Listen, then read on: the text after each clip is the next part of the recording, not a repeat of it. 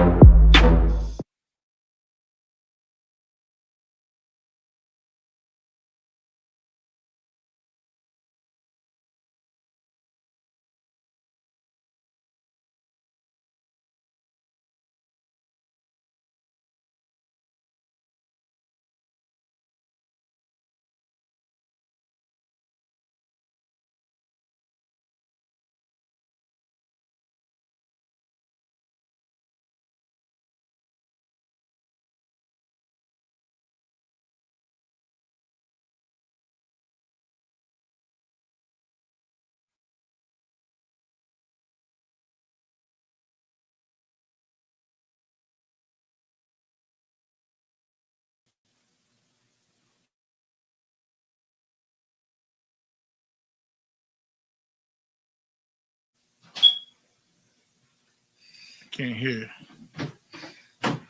Can't hear.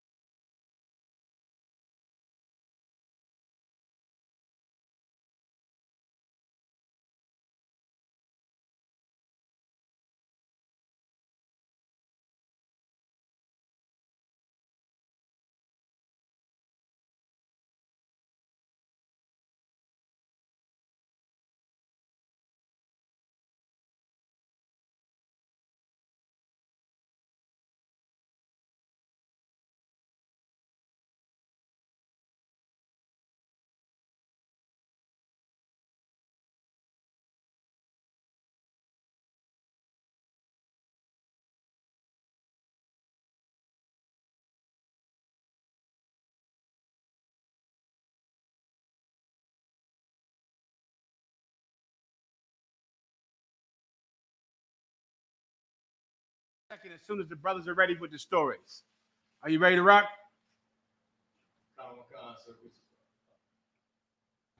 Khan, sir. Khan. Trump's intervention in Los Angeles is a fight Sorry, no. Let's wait for Commander General Yahanna to come down for that story, all right? Just give me one of the other stories. Go ahead. Khan, sir.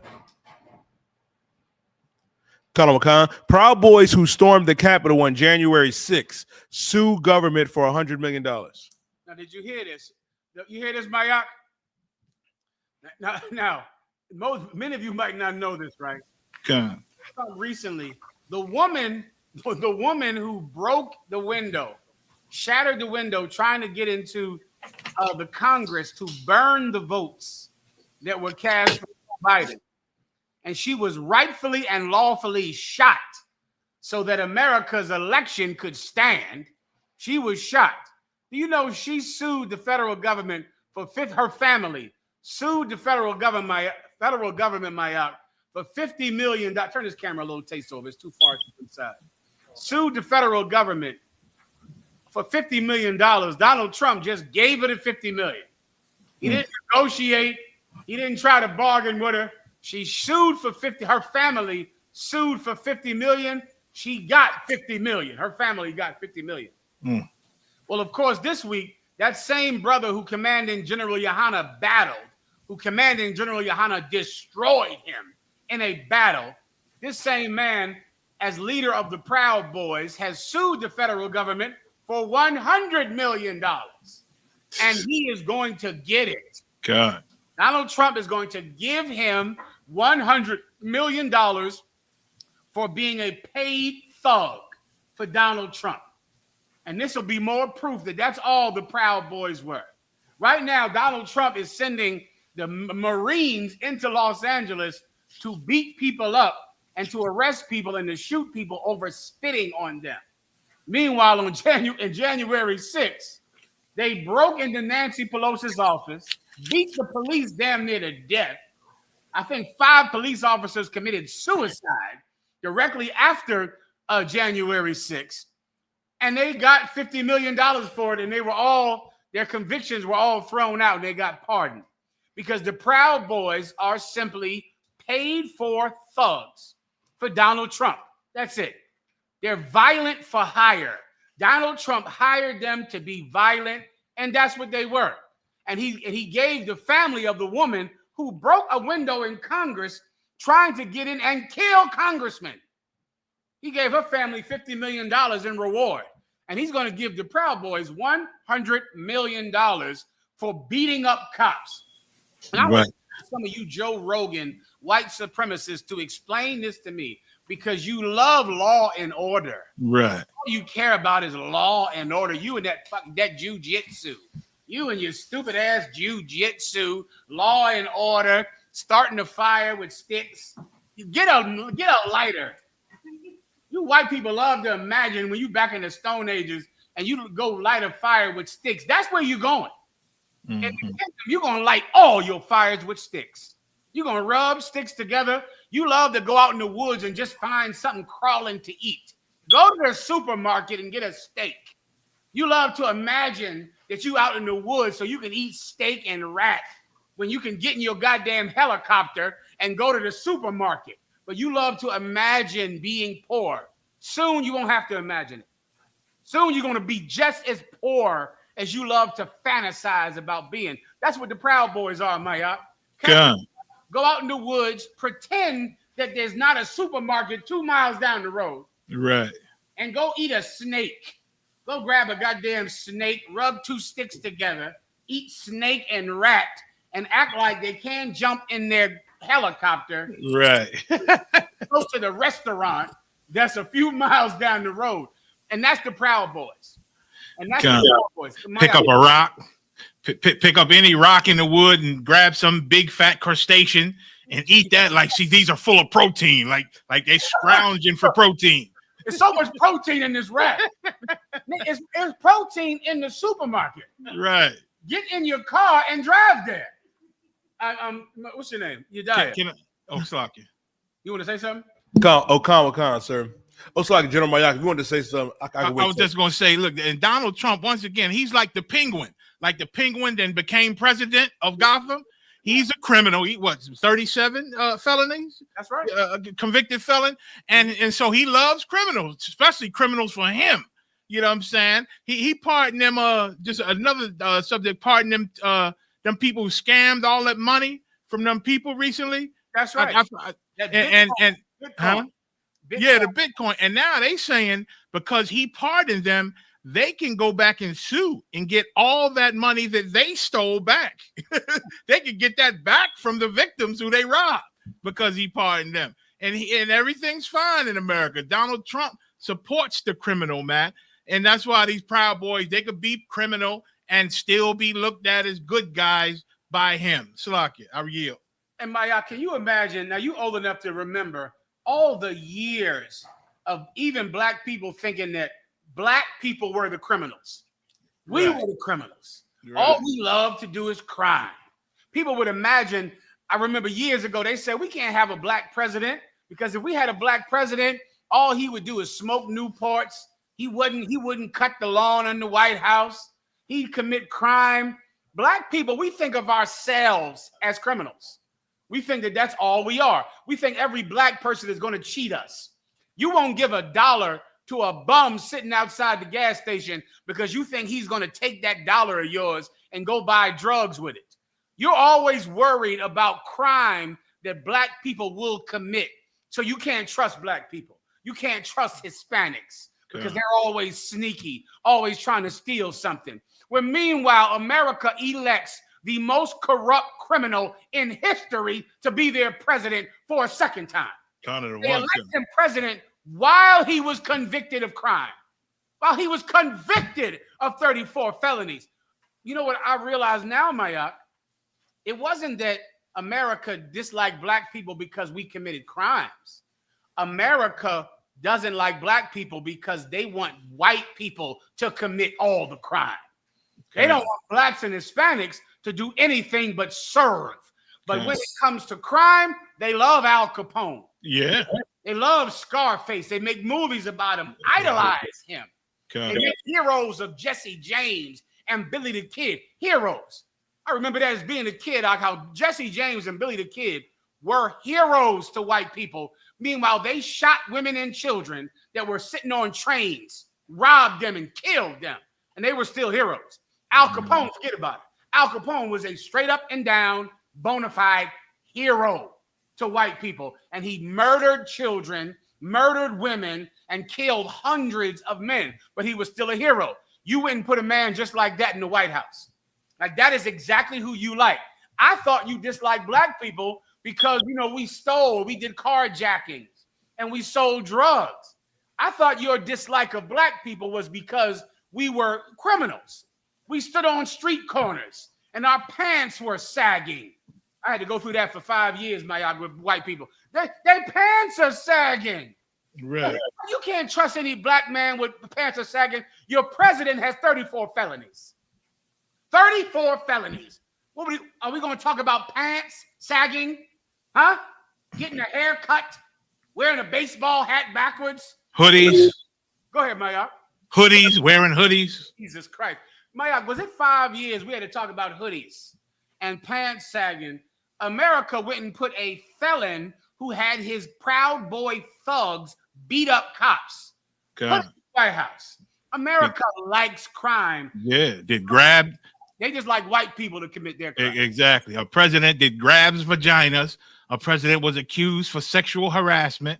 Yeah, I think convicted on the sexual harassment or something like that. That's what they want. But we can't walk across the street in the middle of the block. So, no, yeah, you jaywalk. You going to jail, which is a made-up crime to arrest black people. A fictional crime to arrest black people. You love criminals. That's what you got to face about white people. While all you Christians out there hate the U.P.K., you hate Commanding General Yahanna because you think we're thugs. You think we're criminals. The criminals are in the White House, and they hired the Proud Boys to beat up cops. That's what actually happened. We didn't go down. We didn't storm the Capitol. We didn't do that. But you black and Hispanic Christians, you teaching your children to avoid us. You teach your children to be afraid of Commanding General Yahanna, Commanding General Yahanna's La Banda, of the La Banda of Commanding General Yahanna. You're afraid of us. But white people love criminals. They love gangsters, and they're going to pay the Proud Boys $100 million to beat up the Capitol Police. Now you tell me who your children should be afraid of. Your children better run to us. Your children better find us in any city that we're in and run to us because we're the only people that will protect them in these coming days. Anything else, Maya? God, I'm just you see what happened to L.A. You see the whole force shown, right? How come all that force wasn't shown to protect the Capitol? You know what I'm saying? Forget about it, Maya. Go ahead. Next, give me another story besides the main one, please.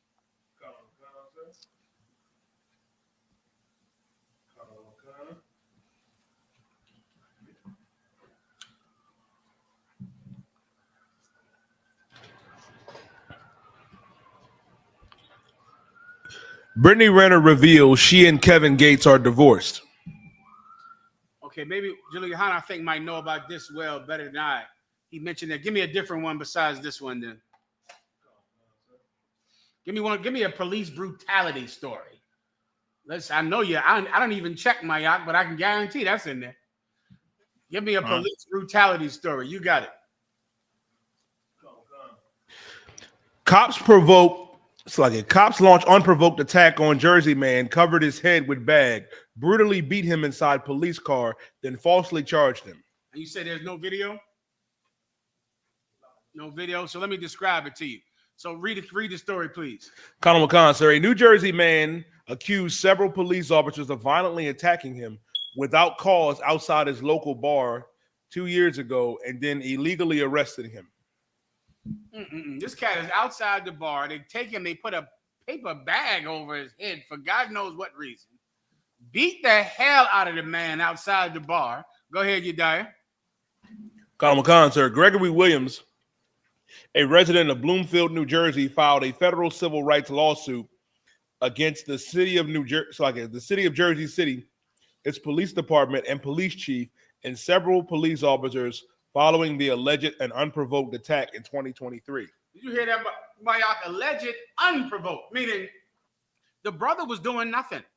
He was just standing there. And the police just saw him and knew he was black or Hispanic and knew that they could fulfill their nightly bloodlust. Their nightly bloodlust, and just beat this man for nothing. Beat him the same way any criminal would. I've heard about people doing this who were not cops. You might see some brother walking down the street. He might look like a mark or look like somebody that you can beat up or rob, and you just beat him up simply because you can. He might have been drinking, looks like he was drinking, and you know you want to hurt someone, so you pick him, and you just hurt him. Some people who have lived that kind of life, you've heard about stories like that. You might find an old crackhead back in the day, Mayak. He looked like you can just beat him. It'll be fun.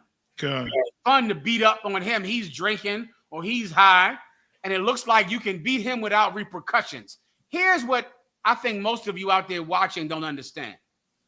That type of person has found a haven in the police department. That kind of person that just sees the weak as prey, sees a poor drunk brother or somebody on drugs, or sees someone that society doesn't care about. And now they know that they can beat him up to break the boredom of a shift, because this cop is bored. He's bored because nothing is happening. He ain't doing nothing but sleeping in that stupid cop car every night. Sleep. And so now to break the monotony, he beats up a Hispanic. He beats up on a black person, puts a bag over his head and beats him for nothing. Yediah. Colonel McCon, is that the complaint states that on March 4th, 2023, Williams visited the Halftime Bar and Grill when he was stopped by one female officer who aggressively and vulgarly ordered him to move his car. Williams complied and moved his car, but when he approached the bar's entrance, a male officer blocked his path. The cop did not explain why he stopped Williams, but only moments later, another officer grabbed Williams from behind and tried to drag him to the ground, the complaint states. At that point, 4 officers restrained Williams' arms behind his back, and one punched him in the face, causing him to briefly lose consciousness, according to the suit. Did you hear that, Mayak? And this story is so common. Let me help you brothers understand something. You know how when a cop comes to you and he's aggressively rude to you, and he's so rude or she's so rude, and you're wondering, what in the hell are they talking about? Like, what is all this about? He moved his car. Now he's trying to go back into the bar. What he doesn't know is this in his ignorance. The whole reason they're even bothering him is because they want to provoke him into an incident. You're going to see that out in Los Angeles, where they're doing this so aggressively because they know the human response to aggression. People don't just take aggression.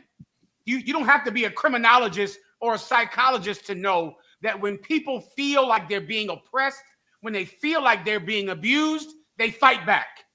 There's only 2 things that psychologists say you can do. That's either fight or flee. It's built into human psyche. It's called literally the fight or flee response. When you are afraid, when someone challenges you, when you feel like your life is in danger, certain people will run, other people will fight. They know that. And then that, go ahead, Maya. And sometimes your body fights to try to run. You want to get away. You know, so you got to fight to break this the death threat coming to you to run. And they call that resisting arrest. Salakia. No, you're saying, and they got psychiatrists and psychologists and just goddamn witches who tell them, if you do this, if you bring a big enough cop car, if you bring tanks, if you do this, if you yell at them, if you argue with them, they're going to fight. It's natural. They'll just do it without thinking. When you go to grab them, they'll try to get your hands off of them. It's natural. And they're doing that because they want you to resist. They want you to resist arrest, and that's why they approach you like that. When they know if they spoke to you in a calm fashion, if they made sure that you were not afraid, you would not resist. You would comply. They don't want you to comply. Do you understand? They want you to resist. Why? Because they are bored sitting in that cop car. They've already gotten a blowjob from the prostitute down the block in the cop car. Am I making this up? I am not. They've gotten a blowjob. The girl cop has already had sex in the back of that car with her sergeant, with every cop on the police force. She's already had sex in the back of that police car. She's bored. And now she wants to beat you up to break the boredom, to make the shift go by quicker. And when she writes it up, she'll say, you resisted arrest. You refused to obey a lawful order from the cop. You were, what's that catch-all law that they arrest everybody with? Disturbing the peace. That one. Disturbing the peace. What in the hell is that? That's just, disturbing the peace is anything. You get my point? Like, we was all here having a peaceful good time until I punched you in the face and you cried. You resisted. You didn't take my punch in the face with cheer and happiness. So they'll call that resisting arrest. Because when they smacked you in the mouth, you had the nerve to put your hands up. They'll call that resisting arrest. This is the oppression that we lived with for 400 years. This is the oppression that Americans chose up. Americans love this oppression. They believe in this oppression because they don't get oppressed, you do. But I know the cure. I know the cure. The cure is coming. La cura is coming. It's coming. Let me tell you what has to happen, Mayak, and it's very simple. White people have to get oppressed. Once white people get oppressed, they're going to turn on Donald Trump. You see what happened with Elon Musk. Once white people get oppressed, all that Donald Trump has to do is do to white people what he's doing to Hispanics, and he is going to do it. Ask Elon Musk. He cheated Elon Musk out of money. Elon Musk gave him that election. And Donald Trump lied to Elon Musk, cheated Elon Musk out of money. And then Elon Musk turned on Donald Trump. All of you white people out there that love to go out to the woods, you proud boys, you preppers, you people that hate blacks and Hispanics, Donald Trump is going to cheat you and lie to you. And then you're going to demand for his impeachment. You're going to hate Donald Trump the minute those tanks come into your neighborhood to arrest you. That's going to happen. God is going to bring it to pass. God is going to make you drink of the cup that you made others to drink of. You're going to get hurt by Donald Trump. He is going to do it. He did it to Elon Musk. He lied to Elon Musk. He tried to cheat money from Elon Musk that he promised he would give Elon Musk. He's going to cheat you white people. He's going to hurt you. And you are going to be storming the Capitol. You're going to storm the White House next. You Proud Boys, you keep your eye on the Proud Boys, Maya. These Proud Boys are going to storm the White House. They're going to hate Donald Trump. All white people, period, are radically disloyal. You should never expect loyalty from a white person. White people cannot give loyalty to anything. They cannot do it. They're radically disloyal. They believe in being disloyal. Being disloyal is like a sign of freedom to them. Ask the British. Ask the British if white people are radically disloyal. White people cannot be loyal. Blacks and Hispanics, we're loyal to a fault. We don't break bonds of loyalty easily, man. We don't. But white people, woo! The minute Donald Trump does something that angers them, they're going to call for his impeachment. They're going to storm the White House. Just like, why? Because what's in them is the same thing in these cops. These cops, they can't help but to do mischief and crime. and they beat this poor brother up outside of a bar for nothing. Yediah. Come. It says then Williams was slammed to the ground and his face was forcefully pressed into the concrete, the complaint says. It says Williams, an Hispanic man who also alleged that the Jersey City Police Department has a long-standing and well-documented pattern of using excessive force against Black and Hispanic civilians. Oh, this is Jersey City? Forget about it. Like Newark, New Jersey, Jersey City, they love to do this to Black people. But hell, you can say that for any damn place. I mean, this is just true virtually every place. Because the police over time, from its inception, has been a haven for white supremacists. A haven. Think how hard Black people had to fight just to become cops. Black people wanted to become cops, man, back in the goddamn 40s. Man, they had to go through hell and high water, man, just to become cops in Black neighborhoods. Even then, they couldn't police white neighborhoods. But just to become police officers in Black neighborhoods, they had to jump through every amazing goddamn obstacle you could imagine. Because the police force has become a haven, has always been a haven for white supremacists. It's like that to this day. Anything else? Get out of here. Off-duty New York cop who ripped Black technician's light off work truck, scattering glass in man's face while he was doing his job, indicted on hate crime charges. Now, you explain this story to me. I would love to explain. I would love for someone out there watching, some of you Christians out there that think that the I.S.U.P.K is so racist. That's all I'm hearing since 1995. Y'all are racist. Black people telling us this, Merle. Black people calling us racist. Meanwhile, under your nose, they went and elected Donald Trump. Right under your Black Christian nose. Right under your Hispanic Christian nose. They went and elected a white supremacist, an overtly white supremacist. Donald Trump damn sure is not the first white supremacist to become president. But Lord knows not one this overt has become president, I think, since goddamn Truman. I think since Hoover, not Hoover, I forget his name, the one that was the president during the Great Depression, not Hoover. Is it Hoover? It might be Hoover. President Hoover. Is there a President Hoover, y'all? Anyway, not that's the FBI cat. I believe. Anyway, Grover Cleveland is another one. Not Grover Cleveland, but right after him, Grover Cleveland. Something to begin with an H. Anyway, he was the last. You got it from you? Herbert Hoover. Herbert Hoover. That's what I thought. Herbert Hoover. Yeah, Hoover. Herbert Hoover was president during the Great Depression. And I believe he was the last, overtly racist goddamn president that didn't try to hide it until Donald Trump. Donald Trump is going to say nigger one day too. Please believe that. That is going to happen. Donald Trump is going to say nigger and going to say it like, well, what's wrong with that? Black people say it. That's what he said.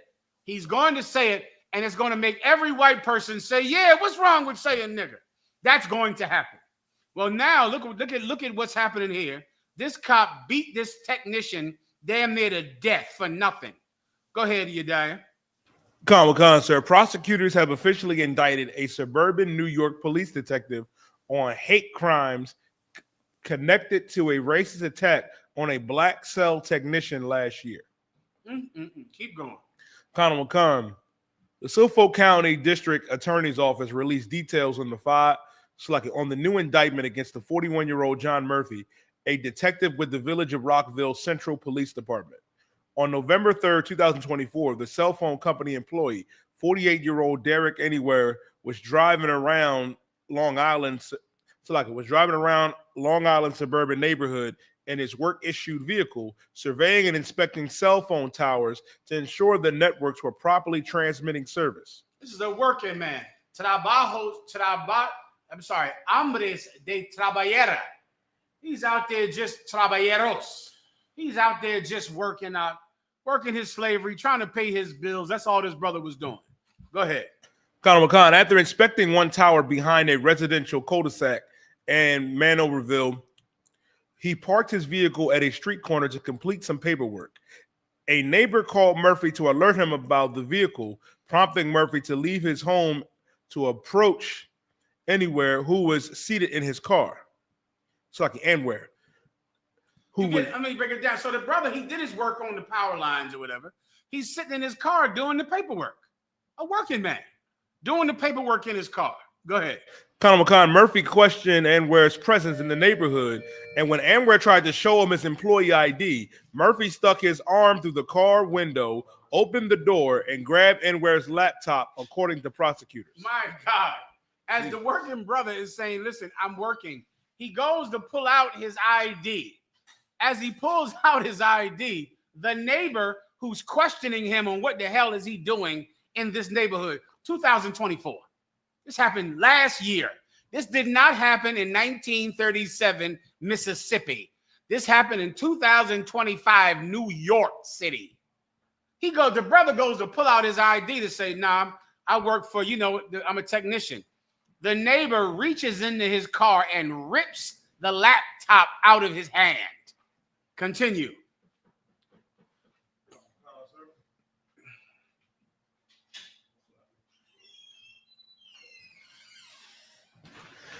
When Anwar grabbed his laptop,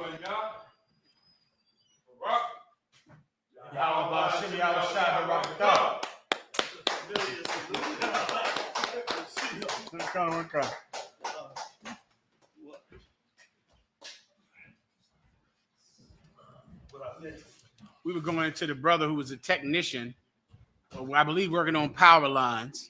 He's sitting in his car doing paperwork. Right. As he's doing the paperwork, of course, the neighbor comes over to ask, what are you doing here? What business do you have here? Like it's 1935 Mississippi, except it's 2024 New York. The brother, so politely, he says, listen, I work for the company. He goes to pull out and show the neighbor his ID. That's something these white people, that's an amazing thing, that you could be a civilian and just even ask for ID, which white people do. Right. They'll ask you for your ID, and they just gym the neighbor. And they want to, let me see your ID. Like they all think they're in authority over you. So as the brother goes to show the neighbor his ID, the neighbor reaches in the car window and snatches his laptop out of his hand. Remember, he's doing his paperwork on the laptop. The neighbor snatches the laptop out of his hand. That's where we are in the story. Brothers, be aware. The white man is the devil. Like, I know you don't want to swallow that. Your mic is off, General. Your mic is off. Oh. Is it good? Is that what? This me? I'm good? All right, my bad. I think he did it over there. Oh, okay. So I'm good now? I'm on? Yeah. Sound better. The water. A little too high.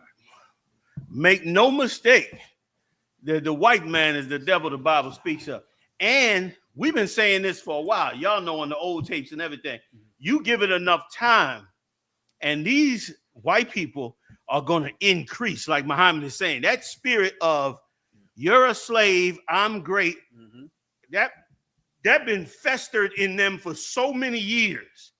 That's been their frustration. Their frustration is that they had to lose that because we had gained so much status. Blacks and Latinos came up in the world, and it burns on them because they only have one way of thinking, and that is that you be a slave. And so now you got to be paying attention. Like the mistake the brother made was just treating them human. That's it. Yeah, you treating them human and being polite because that's what they train us to be. They train us to be polite. That's right. Am I right or wrong? When they don't have to be polite. Can I back you up, sir? Please. After I believe it was the George Floyd or Trayvon Martin incident, you had black Christians. I believe you had one last week, 2 weeks ago, who would go to church and teach black men how to interact with the cops. Yes, he would. Everybody saw that. Keep your hands on the wheel. Yep. Look at them. Take off your hat. And there was all types of always be polite. Always be polite. There were so many lessons on teaching civilians how to interact with the police when the police are supposed to learn how to interact with civilians. They got a whole thing on de-escalation. They get paid to do it. Like the civilians aren't paid to learn how to deal with the police. The police are the ones that it's like going to McDonald's and getting a lesson on how to make an order. Yeah.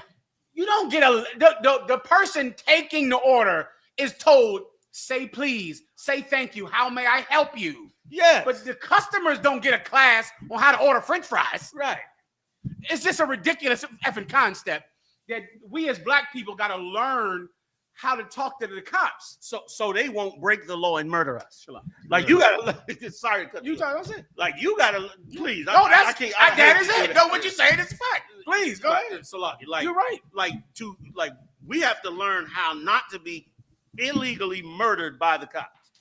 We got to learn lessons on that. They don't have to learn, but we have to learn lessons on how to, not get killed by them illegally.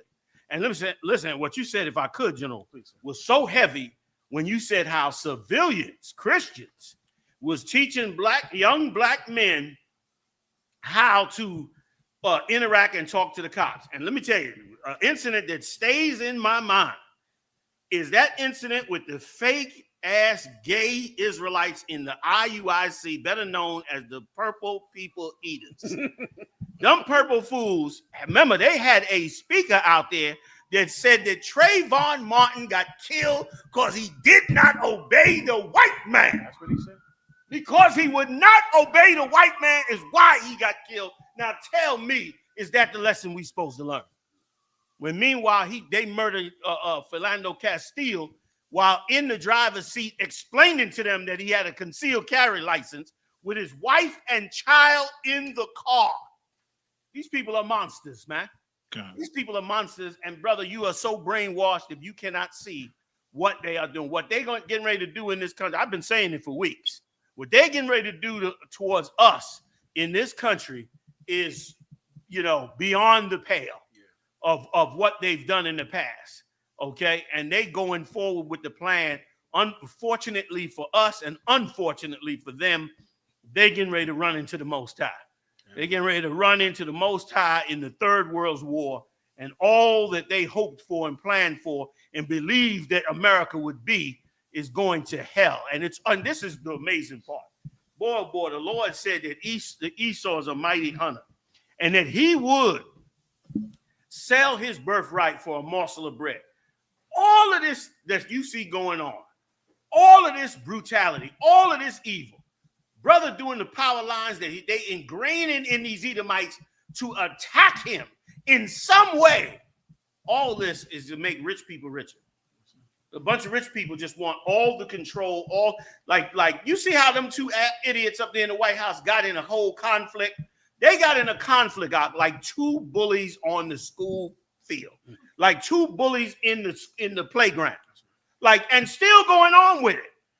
Tit for tat, the world, people's lives at stake. The world at stake. And Donald Trump cut off the cars. He now talking about cutting off the missiles. Mm-hmm. You understand? Putting him on blast with the Epstein. He don't care who get destroyed, who died. These are 5-year-olds in grown-up bodies. 5-year-olds that just want everything. I want all the toys on the playground and no toys for you. That's all. It ain't no more complicated than that. And because of it, millions of people are going to die. But thanks be to the Lord. Thanks be to the Lord that there'll be no more of this after this. You understand? Can I make a shameless plug? Please. I hope y'all will join me tomorrow night. I'm going live with the West Coast hitters, Officer Thabawan, to fit damn right. Give it up. We're going to finish up the last 2 chapters of the book of Revelation. I hope y'all join us. I'm going to broadcast it on this channel as well. All right, Marah? Yes, we'll broadcast it as well tomorrow. I think it's tomorrow noon East Coast, 3 o'clock West Coast. And in that, I'm plugging that for this reason. In those revelations, brother, you're going to see how much the Lord loves you. Like if you ever doubted does the Lord love these 12 tribes, you join me tomorrow night at noon on the East Coast, 3 o'clock on the West, for 1 o'clock Midwest, because you're going to see what John described as the kingdom of heaven coming back. And when you see what the Most High has in store for you, you're going to say, Dad. And let me tell you, and it's so important that you know this, because you're going to have to ignore what you see before your eyes. You're going to have to be tough-skinned and ignore what you see and not lose your faith in what we're doing as they escalate like they're doing with this brother. Because, brother, I turned on the news and I saw the ICE agents, and they had a sister, a Mexican sister. You could tell she a little overweight, looked like a real mother. Yeah. And they had her up against the wall trying to handcuff her. And the brothers was trying to stop her. And her husband was already in handcuffs. They had him on the street and holding him. And brother, they swung that camera up in his face out. And now his wife is fighting to get away from them. And he said, man, we are not criminals. He said, man, I got 3 children. I got 2 of my cousin's children. I said, if they take us away, they don't have nobody to take care of them. And he crying out, buckets of tears, while his wife fighting to get free. Them brothers standing up there went crazy, ran ICE off. They just went berserk. And I looked at that, brother. I started to hit I started to turn it off, and the Lord said, don't you dare. Don't you dare. You better look at this. I had to fight my spirit and say, I'm going to look this dead in the eye. Because, brother, you white people do not understand what you are doing. And you are going for your own greed that's obviously seen. You're going to pay for it. Like the same way you're going to snatch. This man is, first of all, don't nobody want to go up on them goddamn top. Who's climbing them goddamn electrical towers? Nobody. And this man is sitting there trying to do the meticulous paperwork to keep your raggedy ass country running. And on top of that, the power lines probably power the damn internet for they damn dumbass.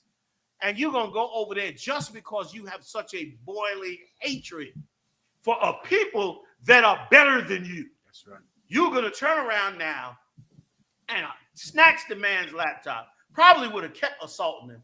Brothers and sisters, treat these white people out in your neighborhood and moving in your neighborhood. Treat them, brother. You ain't got to be nasty to them. But you ain't got to be a fool for them. That's right. You understand? Like growing up in New York City, man, we would go down to Brooklyn, where the so-called Jew lives, Williamsburg and all that. We would go down there, and them so-called Jews, they wasn't rude to you. Mm-hmm. They was never rude to you, but they were very indifferent with you. You knew you was their enemy because they treated you in a polite, cold manner. Yep. Everything was thank you. You exchange. If they even took the money out your hand, you walking down the street, you could know them. They can live up the block from you, right? You come out every morning. They come out every morning. Y'all both put your kids on the same bus. You could be there 20 years. They would still walk right past. They would never speak to you. Never say nothing to you at the bus stop. Never say nothing to their kid. Their kid would get on the bus to the yeshiva. Your kid on the bus to the public school. Never, no matter what. That's how they operate. And brother, we're going to have to operate like that. That's right. Towards these people. They come up to the car, you got to crack that window this much. This is all they get. How can I help? And how can I help you? Aggressively enough for them to know that you're not playing. Who are you? Why are you here? Sure, if you want to tell them. But after that, that's it. You know what I mean? Let me see your ID. Come on. Please call the cops politely. And that's it. And then if they go to, if they want to take it to the hands, you got to defend yourself. You know what I'm saying? Like now, the camera going to be everything. You have to have a camera on the car, on top of the car, on the front, back bumper. It ain't going to be good enough just underneath the damn the visor. You going to have you're going to need your own drone watching you damn near because they're going to be doing so much dirtiness that's going on. I mean to drag on. Please. But I feel sorry for what that brother went through, man. For nothing. Absolutely nothing. And there was a woman with him this time. Was it a woman or a man? It was a man. So he it's a good thing they didn't get violent. Because remember, last year, if I could, last point, get up off it. Last year, a so-called Mexican brother, it's tribe of Issachar, for those of you that may not know, tribe of Issachar is one of the 12 lost tribes of the children of Israel. So just know that Donald Trump is locking up the chosen people of God. That's who he's trying to eliminate. And the reason they're eliminating that is because the state of Israel cannot stand knowing the real 12 tribes are still alive and operating on the earth. So they definitely want to wipe them out. So anyway, The brother parked his truck in front of a popular restaurant, takeout. He just parked his truck there. And an Edomite, a white man, came up to him and said to him, why did you park your truck here? He said, I'm getting ready to go up in the store, blah, blah, blah. Legal parking space. The Edomite said, man, move your damn truck. No cop or nothing. He said, man, I'll move as soon as I come out of the restaurant. Most Mexicans are polite. Yeah. He threw a half a cup of acid in this brother's face. You can look the story up. In LA. They threw, you remember that? We did that story? No. I know you remember. We did that story. And he threw half a cup of acid. I don't know if it was battery acid, but half a cup of acid, threw it in the brother's face. Brother was hollering and screaming and all that. And that Edomite is walking around to this day in America. Nobody ever brought no charges. He never arrested. They got it on film and everything. They got the whole thing on film out front of the restaurant. All he did was park his truck. Give me that scripture if you was gonna look it up. I think everybody at home could look it up just so we can move on. I know we've been on this story for a minute, but can you just give me that scripture? A perpetual hatred. Y'all read that already? So no. You can give me that scripture, man, for everybody. Call it out where it is, please. It's insane. And the only silver lining for us is that we said it. We said it when nobody else said it. We said it when everybody came against us.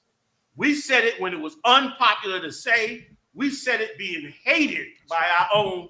We've been saying it and saying it and saying it. And now you all see that we are totally right. All the religions of America have been a lie.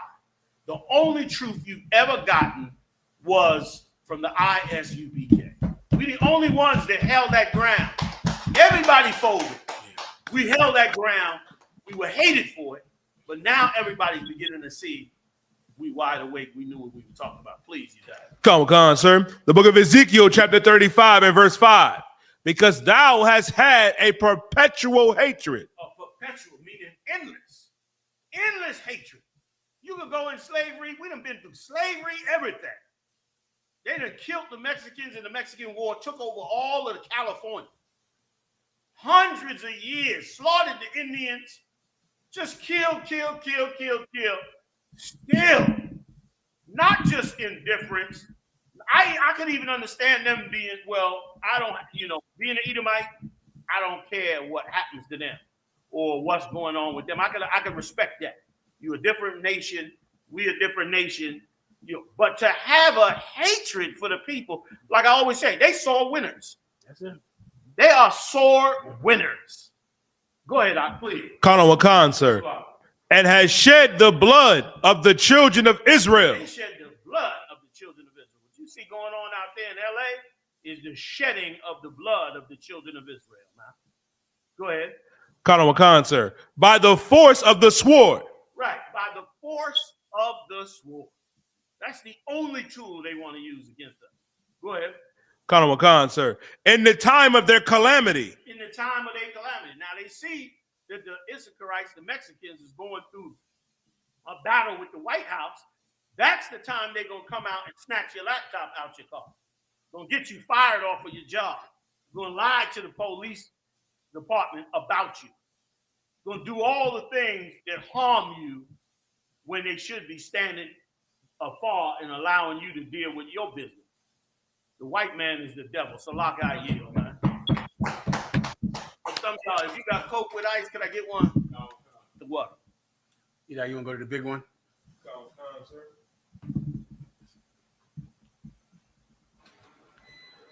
Colonel Wakan.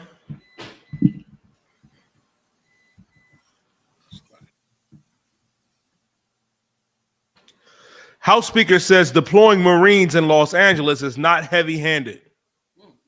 Not heavy-handed or not heavy-handed enough? Not heavy-handed enough. Cool. Ain't that? Go ahead, you die. That's brutal. Colonel Wakan, sir. Okay, my mic. Oh, maybe because the way I had it turned. Let's try it now. 1 2 1 2 1 2. Y'all let us know if that's good enough. I think I had it twisted around.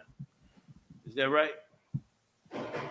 All right, I see you hiding from me now. You got the big screen up there. I see you living large. You right? Look like I got to look over the wall to see he up in there. like Beethoven on this video. Salaki. Is it good now? Oh, you turned it up some? Salaki, I think I had it wrong. Y'all tell me out there. Give us a 1. You got it up? You're not as loud as Yediah. I'm not as loud as your diet. Okay, I can turn mine up on me. Thank you again. How about that? Yeah. 1 2 1 2. Better. All right. Keep it up. Keep it close. I'm gonna lower this mic. That's one of the reasons I keep it on the side, because it's up a little high, but I'll work it out. Go ahead, Salaki. Next show or something. Go ahead, Salaki. Colonel Khan, sir. It says House Speaker Mike Johnson, a Louisiana Republican, defended Defense Secretary Pete Hegseth's call to place active duty U.S. Marines near Los Angeles on high alert amid ongoing protests, saying during a Sunday interview on ABC News, and that the move is not heavy-handed. Good. Y'all want to jump in? I don't want to jump all over. Go ahead, man. Please, sir. No, go ahead. I'll come in. I believe he was just saying that this is a story that's happening right now as we're in class. Okay. This story is progressing. Of course, yesterday, there's some images. Yesterday, like you said, ICE went down to Los Angeles and they raided children's graduations, grade school, meaning 6th grade graduations, 5th grade graduations. They went to graduations. They went to car washes. They went to Home Depot and to terrorize the Mexicans and terrorize the citizens of Los Angeles. Mm-hmm. And of course, like the story you brought out earlier, they're arresting, grandmothers, 3 people at a 5th grade graduation, 5 people at a Home Depot, and they're doing it with robot dogs and tanks and masked stormtroopers. The scene is like from Star Wars. Mm-hmm. The scene is like the Star Wars stormtroopers with the robots. Like with the image I saw, they had the robot dog. It was straight out of Star Wars. Yep. The masked soldiers, the stormtroopers, with a robot going through the crowd, looking at all of the people in the crowd to do the face recognition on the crowd. Is this somebody we looking for? Yes. I said, this is a goddamn movie. And as I'm watching it, I begin to realize, sir, that, okay, if you really were trying to arrest illegal immigrants, right? You would go to a poultry factory in Iowa.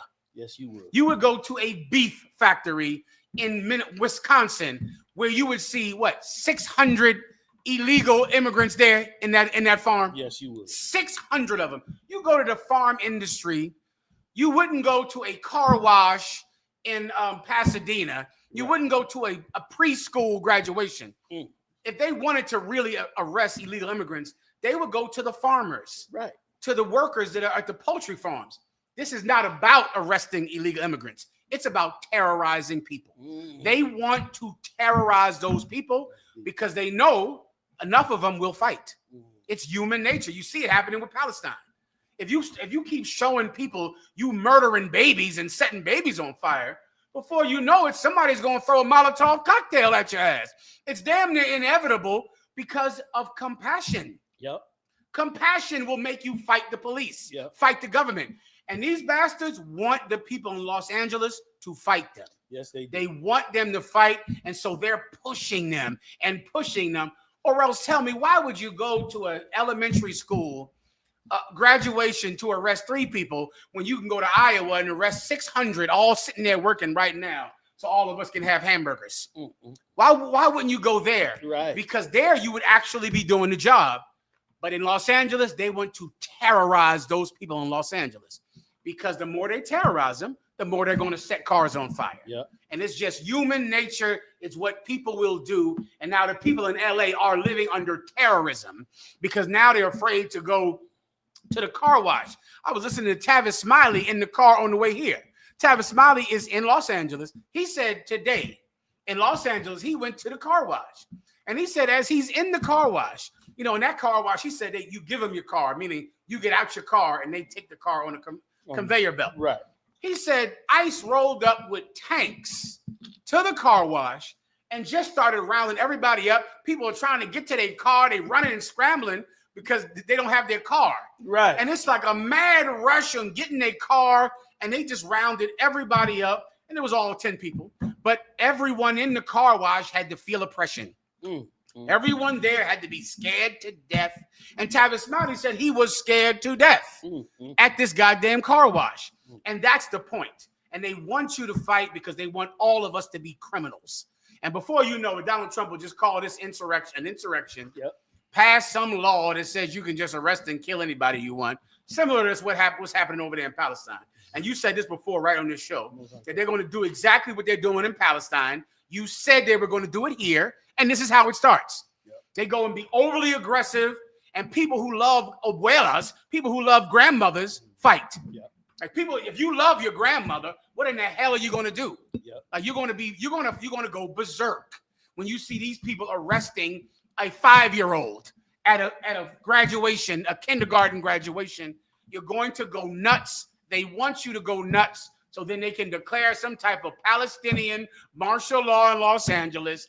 And meanwhile, there'll be about 10,000 illegal immigrants in Iowa making sure we all have hamburgers for this 4th of July. Making sure their business is Shalom. Making sure that business is staying on target, and that when the 4th of July comes, we all have burgers and ribs. But in Los Angeles, they'll be beating up little kids at the graduation. So like you said. Listen, amazing. Maya, was you trying to get in? We can't hear Maya. Salak, I was on mute. I saw a video recently, man, like with the general bringing out with a brother. He was at one of those graduations, General. He was at one of them graduations. He said, man, I just wanted to make this video because I was just at a graduation, right? And this area is mostly Hispanic. And, you know, the ICE agents, they came in, start taking parents, and these kids, you know, they taking their parents. And he said, I'm sorry, I didn't think I would be so emotional. And he just broke down crying. It was a brother. He said, man, what the fuck are y'all doing?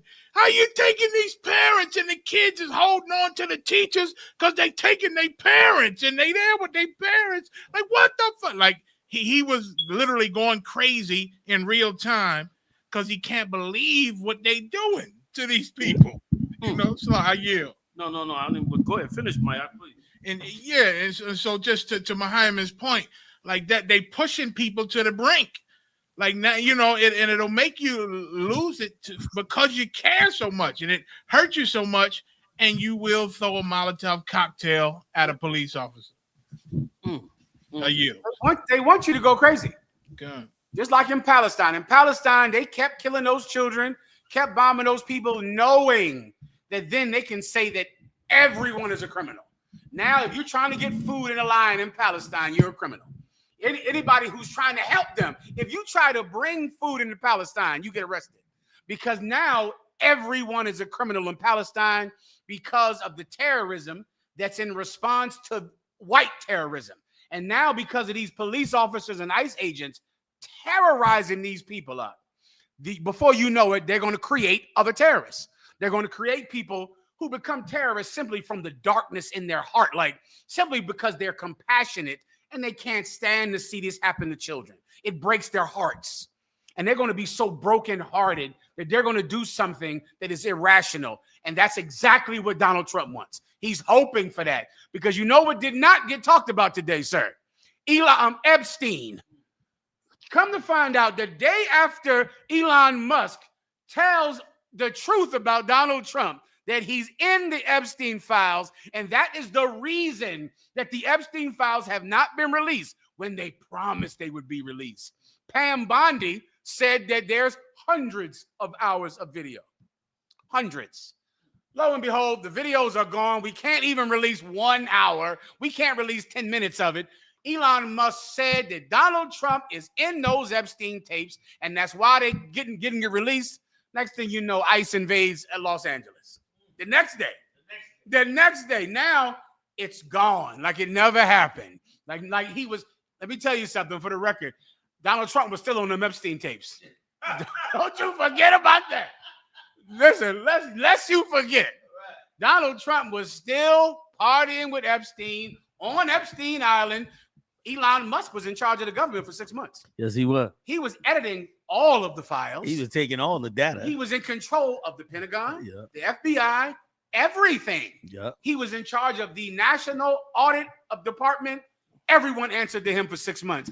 He said Donald Trump was in those files. Yes, he did. And we shouldn't forget simply because Donald Trump is trying to distract us. Exactly. Listen, That's right. You know, sir. Give it up. If I can add one other thing too, you know, Donald Trump said it in the press conference. They said, Donald Trump, did you feel like it was right to deploy military troops so soon? The governor's criticizing you and saying that you shouldn't have done it.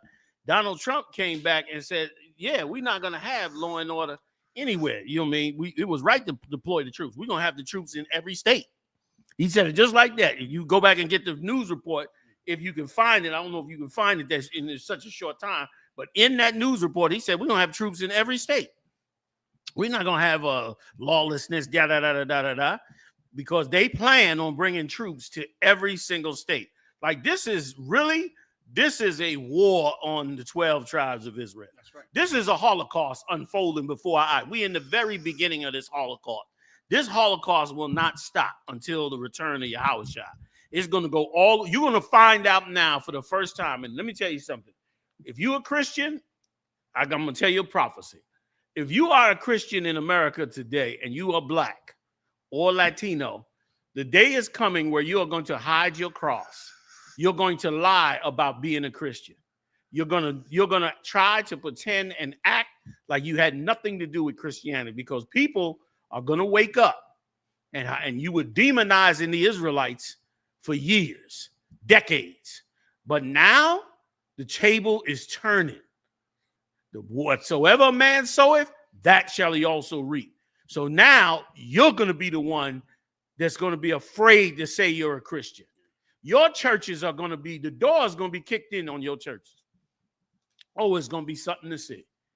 They're going to burn down many of your churches. Some will be burned down by ICE. Some will be burned down by the citizens who know that you've been robbing them for decades. Your homosexual preachers are going to be dragged into the streets by people in the world. You understand? You're going to now finally see that the evil that you tried to uphold was against your own interests, man. You're about to see that come about all through America, because they're going to bring full out war on the 12 tribes of Israel. They're going to bring that war on it. And brother, it's in essence a beautiful day, because guess what? The time going to come where we ain't going to have to sit around trying to deprogram your dumb ass from the lies you've been taught for decades. It's going to be right in front of your face. That's one good thing. We ain't gonna have to teach too much longer, man. That's the best. We're gonna be able to get to work, because there ain't gonna be a whole lot you need to learn after a while, because you've been dumb this long. You're gonna continue to be dumb until Esau is in your face with the handcuffs dragging you off. Okay, I yield, Salah. Damn right. Udaya. Says Elon Musk crashes out on Donald Trump and alleges he's in the Epstein files. So that's what happened yesterday. That was a story for the last 3 days until Donald Trump invaded Los Angeles. The story was that Elon Musk said he's in the Epstein files. He's in the Epstein files. He was Epstein's best friend. Party, went out and found girls, went to parties and had girls dancing for him. It's one video with him and Epstein. He looks more lustful than Epstein. Yes, he did. Look at it like that one way he bringing him in. It's like Epstein is halfway cool. Yeah. But Donald Trump is so goddamn greedy. Yeah. He's like, come on in. Epstein, do you see all that buzzing? Epstein like, come on, Epstein, get turned on. Like Epstein ain't hype enough about chasing tail. Right. He's more nasty than Epstein. Yeah. And Donald Trump, he's such a liar. They asked him about it. He said, well, you know, I was at a party. I was with Epstein, and I noticed the girls, and I noticed they were young. I said, and I told him, I said, what they look so young. What's going on? And Epstein said, oh, right. Like it wasn't nothing. Raza 12 said there is no hate like Christian love. Oh, that's a good one. That was a good one. That's a really good one. Damn right. Well, that was the news, sir. You got more. Colonel McConnell says Elon Musk was once one of Donald Trump's strongest supporters in his successful third run for U.S. president, which resulted in his second term. However, it seems like that relationship has been destroyed after Musk left his Department of Government efficiency role and criticized Trump's new tax cut bill. Sir, this tax cut bill, it shows you really the whole point of all of this Elon Musk and Donald Trump friendship is because Elon Musk was getting welfare. He was getting welfare from Joe Biden. He was getting a subsidy for billions of dollars from the federal government to prop up his company for electronic cars. All the other companies getting nothing. He's getting tons, billions of dollars to subsidize his business, meaning not because he's selling the cars, but the government is giving him money so that even if he doesn't sell cars, he's still going to succeed. He just gets money from the government, just welfare. He's getting corporate welfare, and Donald Trump in this new bill threatened to cut it off. And he just joined Donald Trump's campaign to ensure that he would continue to get this subsidy. And then Donald Trump said he wasn't going to give it to him.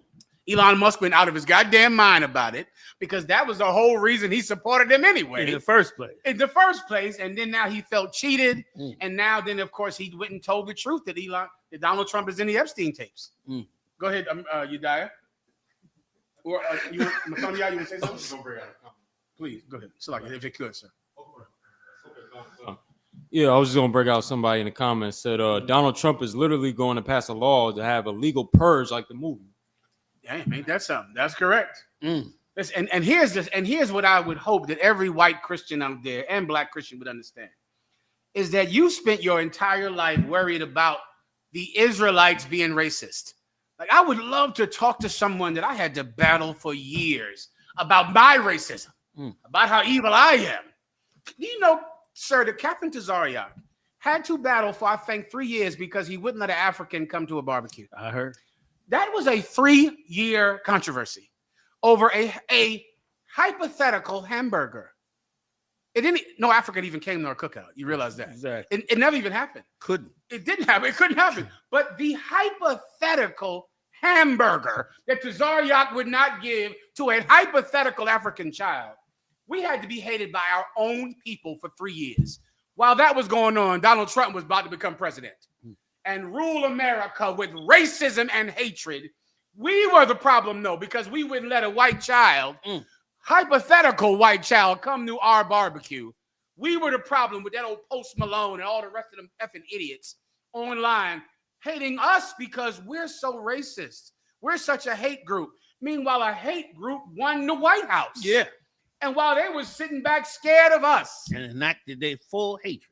And now hate everyone, arrest everyone. With a palpable hatred of everyone. And here's the thing that makes me the most angry about it.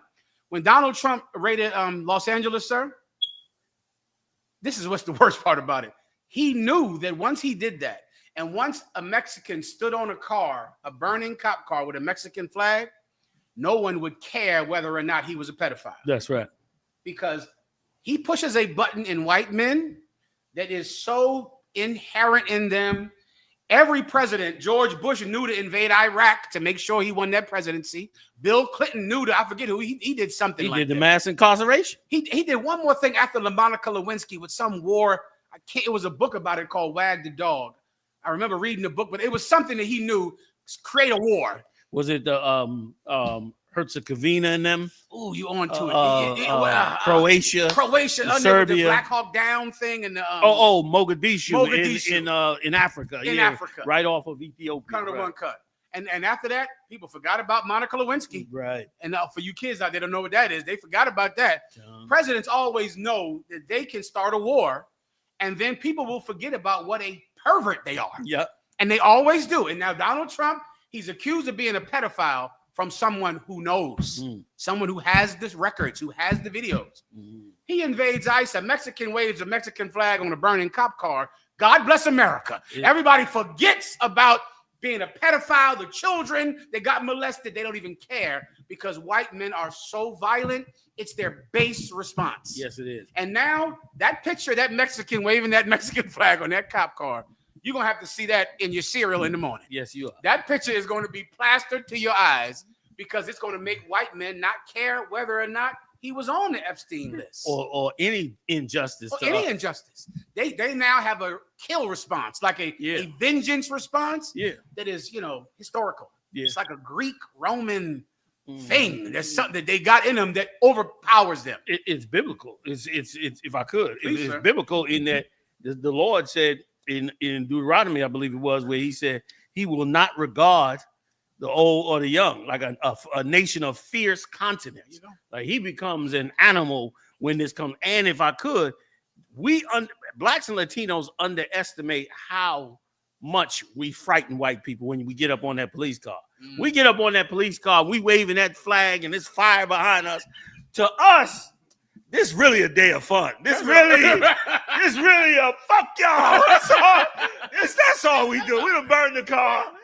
We ain't going down to get guns and anti-aircraft missiles and shit. We just burning the fucking car to say, fuck y'all, stop fucking with us. Use my friend. But to white people, they fainting in the living room. Oh my God. Like that's all Donald Trump had to do, like you said. Now, white people is like, oh my God, Donald Trump, save us. Save us, Donald. They're going to take over. And he going to let it, that's why it's running 3 days now.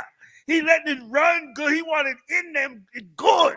Like if you don't love and support me, they're going to take your city. And watch the next announcement. I guarantee you in the next announcement, it'll be some reference to they're trying to take over. They're going to try to take the whole city.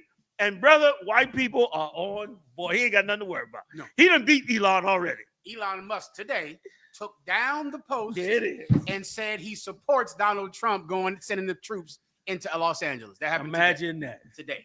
Imagine that. He already said. Go ahead. He already said if he wouldn't have called the National Guard, LA would be destroyed today. Damn. And so after this, ICE invaded Los Angeles, I started doing some historical research on the Crusades. And they went, and the Crusaders that went into the Arab countries to take back the Holy Land, they ate the people. They ate them. Blood clot. I got all the research.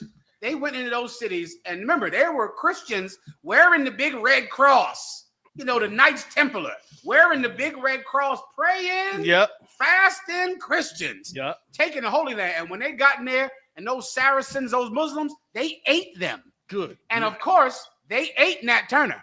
Nat Turner was eaten. Yes, he was. By Christians. I mean, by Holy Ghost in church every Sunday. Love God. I mean, can you imagine how much a white man loved God in the 30s in Mississippi? Yes. His whole life is church. Yes. All he cares about is church and God. Jesus. And they ate Nat Turner. Go read The Delectable Negro. Good night. They ate him. And I said, there's something in them, man.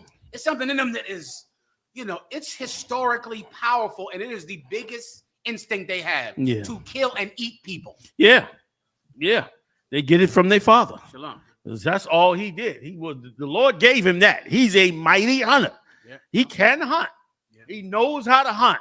But nobody should come up against the 12th child. Big shout out to Shadiala, man. 5 stacks, holding it down, man, in Dallas, Texas, man. Brother been coming through, man. All the brothers trying to back him up, keep him strong. Now's the time to be strong. Don't listen.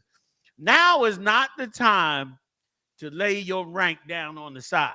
Now is the time to be a real prophet of God. Because there are going to be many, many people out there that need your help, need your clarity, need your teaching, need your clarity, need your strength, your direction, all of that. We don't know what the future brings. What if the internet is gone? Now, what if the internet and cell phones is gone? Now you cut off from the rest of the brothers. You're going to have, if you don't step up, them people going to fall. And they're going to be counting on you to step up. They're going to know who you are, where you at.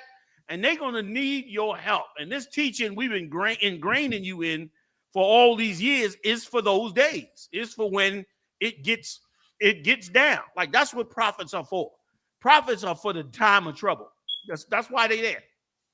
That's your whole profession.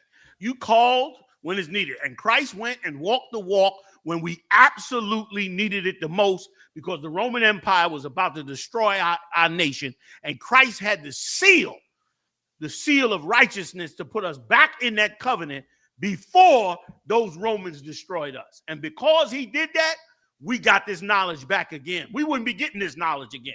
It would have been lost in history. We would have just been another nation in history we would have been like the Hittites or Hivites or Girgashites or any other nation that was in the Middle East. There'd have been the Girgashites, the Israelites, the Hivites, and nobody would have cared or known nothing about it. But because Christ died and made that covenant back with the Most High, shed that blood for everybody to get free, is why we back here. And so now, don't throw away that gift, number one, and don't throw away your obligation now that he done went on that cross. So hold your rank, man. Everybody hold your rank. So big shout out to Shadiyala for that. And all the other brothers coming through, man, holding the ground, because, boy, it's getting ready to get lovely in about 2 seconds. And let me tell you something. After a while, you're going to feel a real sense of freedom without, it's going to be a sense of freedom, but you're also going to realize that with that freedom is going to come the responsibility of no safety. You ain't going to be able to call 911 and call the cops. You're going to be 911. But you're gonna have some. You're gonna feel free, because it's gonna be like, ain't no cops coming. I might as well just rule this shit. Just organize and get everybody together. You know what I mean, and feed everybody and all those responsibilities, because we coming to that time. They think they're going. This is what they believe. They believe, if I could, y'all, they believe that they're gonna destroy the whole face of America and bring in all the robots, and then put everybody in these smart cities, and then turn around and do all kind of experiments on them, lock them in prison, do all kind of stuff till they wipe us out. And then they're going to rule the world from there on in, or battle the Chinese and rule the world, all that garbage. The Egyptians believed the same thing. The Egyptians believed the exact same thing. They had super bunkers under the pyramids, built the pyramids and all kinds of technology. They had electricity in Egypt, brother. 4,000 years ago, they had electricity and batteries. They showed it in all their archaeology that they was running. They had the most modern society. They was light years above modern societies in 4,000 years ago. And nobody would want to mess with them. They was the number one superpower. And they ended up like a bunch of relics in the desert by the hand of the Most High. And that is what will happen to all these empires that seek to fight against the Lord. Can I get one scripture on it? If I could, y'all. This shall be the fate of them that fight against Jerusalem. What am I talking about? Zechariah 14:12, maybe? Give me that one scripture. Like, this is the fate. And this is why you got to hold on to the Most High. That's why I stand with the Lord. I sticks with the Most High. You know what I mean? That's the one going to get you up out of this, man. We should be reading Psalms 121 too, but I know we ain't got time to go through all that. But that is so many powerful scriptures that the Lord gave us so that we would have faith and hold on and walk with the Most High in these last days, as we should. Go ahead, read it for me, Thawada. Kanawakan, sir, the book of Zechariah, chapter 14 and verse 12. And this shall be the plague wherewith the Lord will smite all the people that have fought against Jerusalem. They fighting against Jerusalem. That's what they doing in LA, and going to do it in all these cities. You fighting against Jerusalem? You fighting against the Lord's 12 tribes? Dig this. Go ahead, Kanawakan, sir. Their flesh shall consume away while they stand upon their feet. You're going to be trying to fight us, brother, and you're going to end up in a nuclear war with China. Go ahead. Kanawakan, sir. And their eyes shall consume away in their holes. Go ahead. Meaning that radiation, brother, is going to burn up your eyes. And it's a metaphor, meaning it's going to burn up everything that you see and love, which is literally going to burn it all up. But then it's going to burn your eyes out of your head in that nuclear war. So all their hopes are going to be gone. Go ahead. Kanawakan, sir. And their tongue shall consume away in their mouth. All your lies, all your religions, all your philosophies are going to mean nothing in the near future. It's going to all be worthless in the near future, because there'll only be one God on this earth, and everybody will know it. Like Christ said, every knee shall bow and every tongue shall confess. Damn right. You understand that a black man rules in heaven. Go ahead, Sir. Verse 13. And it shall come to pass in that day that a great tumult from the Lord shall be among them. This is what's going on now. A great tumult. A tumult is like describe a tumult, Muhammad, like a trouble, like a riot in the streets. Right, like a big catastrophe of fighting and rioting. And, well, guess what? What's happening in LA? A tumult. And that's what's going on It's going to spread all over the earth, not just throughout America. China is threatening Australia right now. They're threatening to overthrow Australia. They're sending ships in there and all that. It's so much going to break out in this earth. It's going to be incredible. Go ahead, Op. Khan, sir. From the Lord shall be among them, and they shall lay hold every one on the hand of his neighbor. Right. Go ahead. Khan. And his hand shall rise up against the hand of his neighbor. They're going to turn on each other. Remember, they was neighbors. You was living right next to one. You got a few dollars and moved out to the suburb. And damn near hated your black and Latino brother. You went to church, put the monkey suit on. You understand? You left the hood. A lot of you was down there in LA, man. You was talking like a real. I love that LA talk. I love the way they talk down there in LA. You go out there to LA, you especially the I.S.U.P.K. Dude, they just so cool with it. You left all that. I can't say it. I want to repeat it, but I can't say it like them. So I ain't even gonna say it. But I love when they say yo vato. You know what I mean? They just got that lingo. You left that. You didn't want that. You went up there and tried to join the Edomites up on the hill. But now you get ready to find out that they fighting against Jerusalem, and you're gonna go down with them if you keep that mindset. Go ahead, big shout out to the Bar Moth up in the building. Big shout out to you, man. Captain the Bar Moth, my bad. Up in the building. I had a couple other brothers up in here. Who did I miss? Your Garwap. Big shout out to Big Gop. Your Garwap all the way out from OK City, Oklahoma City. Go ahead, Salakia. Khan, sir. Verse 14. And Judah also shall fight at Jerusalem. And Judah gonna fight too. You think they're not gonna get up in it too? They're gonna fight too, the tribe of Judah in Jerusalem. For every tribe. Go ahead. Khan, and the wealth of all the heathen. And that don't mean Jerusalem over there. That means where the 12 tribes are at. You understand? Where the 12 tribes are headquartered at. That's where they're going to fight at. Go ahead. Khan. And the wealth of all the heathen. And the what? And the wealth of all the heathen. I'm sticking with the Most High. Say it again. And the wealth of all the heathen. I think the Lord got a better plan. One more time. So I can be crystal clear. Khan, sir. And the wealth of all the heathen. We deserve the wealth of all the heathen. Why do we deserve it? Because we slaved for them to build these empires. These bombs and weapons and lands and the greatest food on the earth and great restaurants. Listen, the whole thing started because they raided a popular Italian restaurant that had all Mexican employees. Like these suburbanites was eating good Italian food.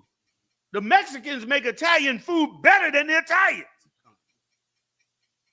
And they in this restaurant, brother, eating good, and here come ICE trying to detain all their employees. The people in the restaurant eating meatballs and spaghetti got up and started throwing the plates at ICE. They ran ICE out. Said, what the hell is wrong with you?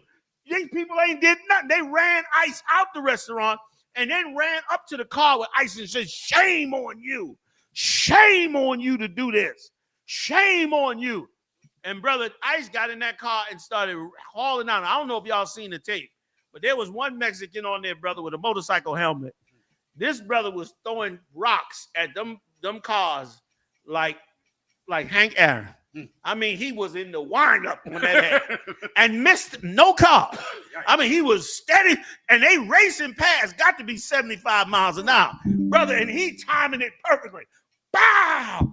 Bow! I mean, rapid fire with a rock. You think a Palestinian could throw a rock? Issachar throw a goddamn rock for you. He busted up all the damn cars as they was running the hell up out of it because it was evil to do. It was wicked and evil to do. White people hide behind twists in the law to do evil to people. You write laws and then you hide behind the laws and twist the laws and use them to just destroy everybody around you except yourself. And them white people, this was white people got mad at. And then the rest of Issachar joined in. And then, of course, God knows what agents and who else is running around out there that jumped into it as well. Salaki, I yield. Was that it on this Salaki? A little bit more Salaki, if you could. Khan, sir. And the wealth of all the heathen round about shall be gathered together. Go ahead. Colonel McCon, gold and silver and apparel in great abundance. You're going to get paid for everything you lost. The false incarcerations, the breaking up of your family, the lost wages that you should have been had from the beginning. How you going to bring them over the border by the tens of thousands and then not pay them what you would pay a regular worker? And then it was so evil to do. They was like indentured slaves. You brought them over the border, paid them $2.50 an hour, and then never gave them status to make a better life. You bring them here to make your life better, make your empire better, but then you want them to go back with nothing, with just the little pence that you gave them. You only brought them here in slavery and then lied to them for years. Oh, we're going to defer your removal. You can apply for status. You built a whole immigration system just to lie to these Mexicans and these brothers and sisters from Central America. You should have just told them, listen, when you finish your time, we're going to kick you out the country. But you didn't tell them that. You told them if you're here, you can apply, you can have DACA, and they had all this BS you had, and really all of it was just to delay the time until you was ready to get them robots out, and now you ready to get rid of them. They just showed the robots this week how they got the robots going through the field collecting all the fruits and vegetables up. They don't need the Issacharites no more. They got Elon Musk robots. You're monsters on this earth, man, and you're cruel, and you don't deserve to be in charge of the earth, and it is why Christ is returning to destroy you, man. Was that it? Okay, the water. I appreciate it. I yield. Damn right. Right.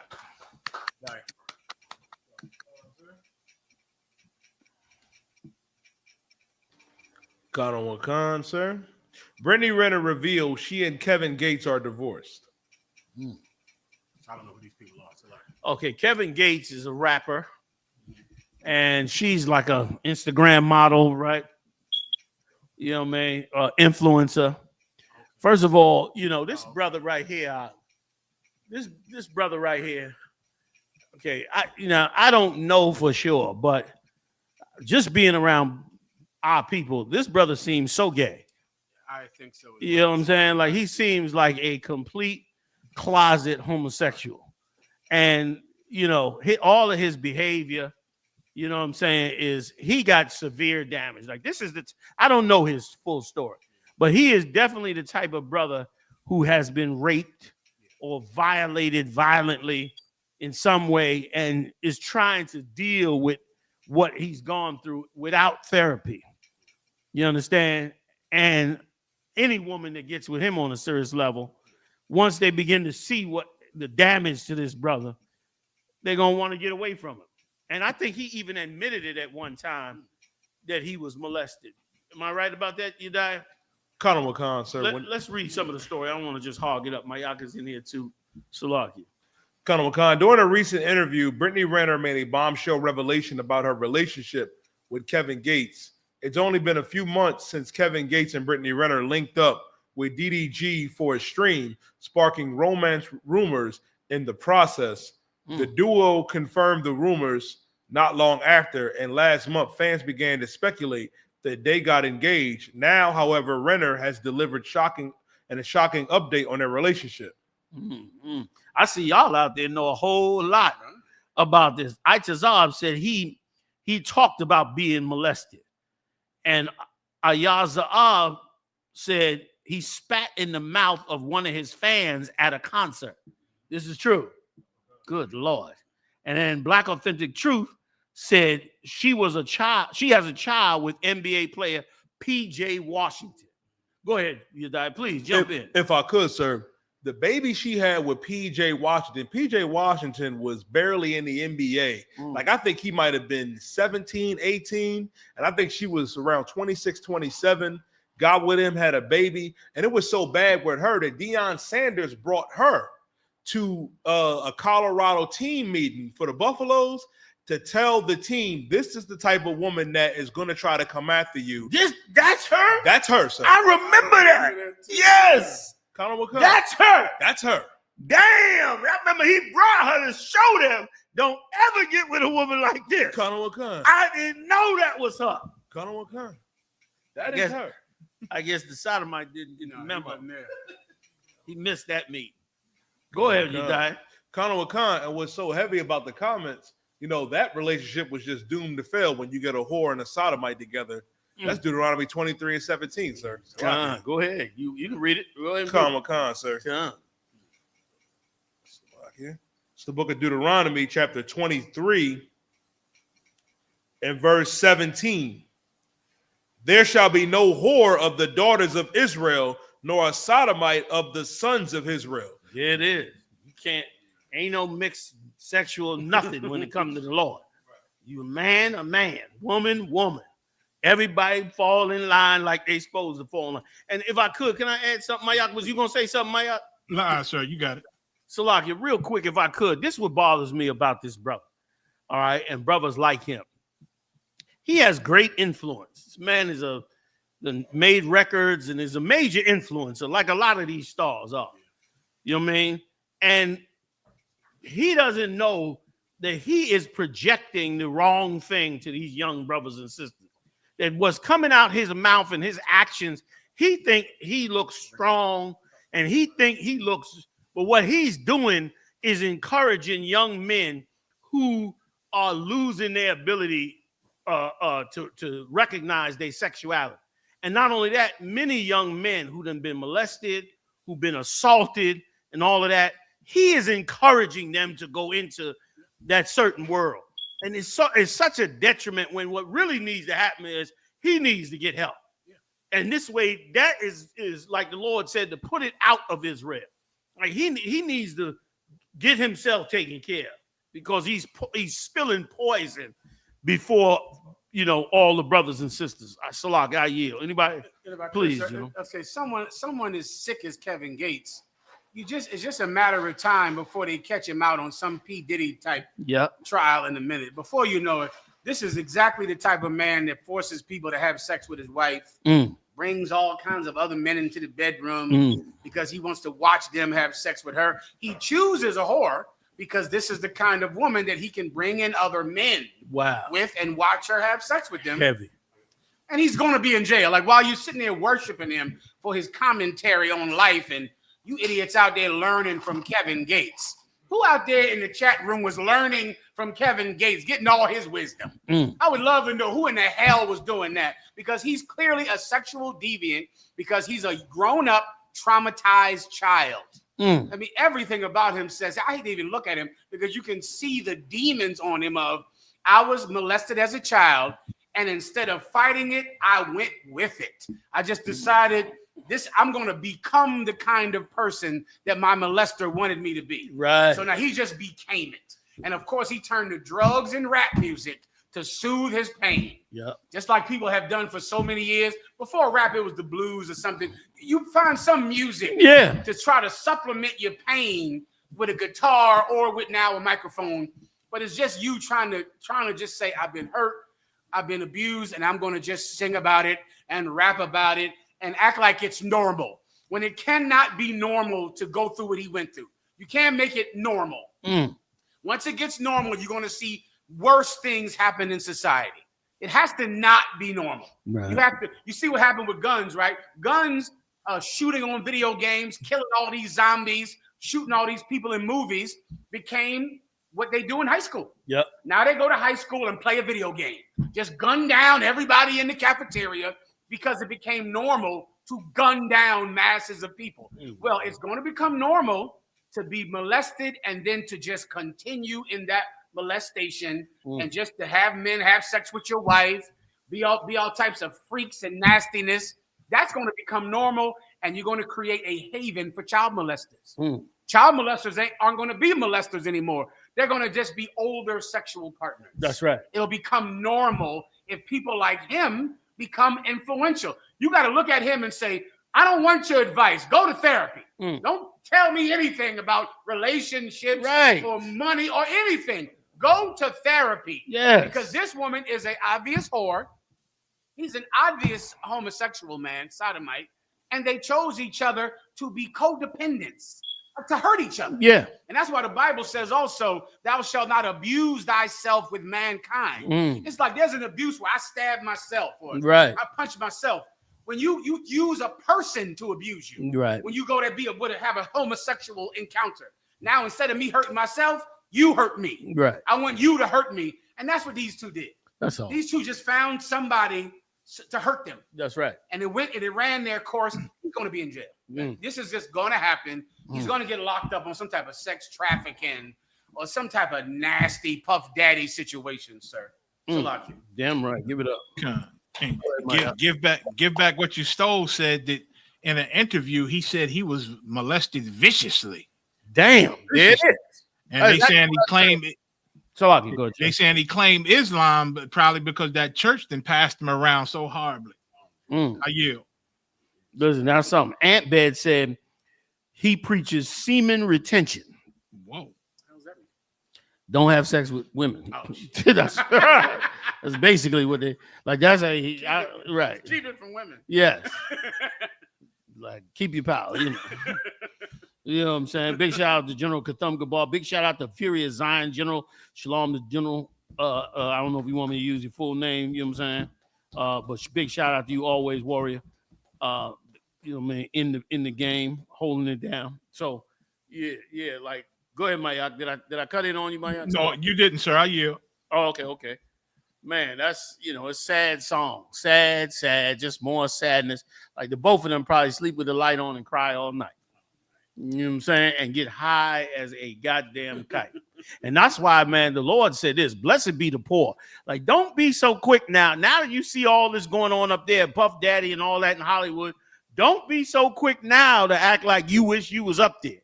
Don't be so quick now to try to go out there and, floss like them. A lot of brothers lost their soul.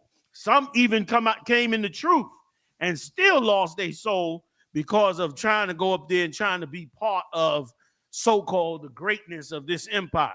When the Lord said the love of this world is enmity with the Lord. Like he don't care. Like we got it damn good. You know what I'm saying?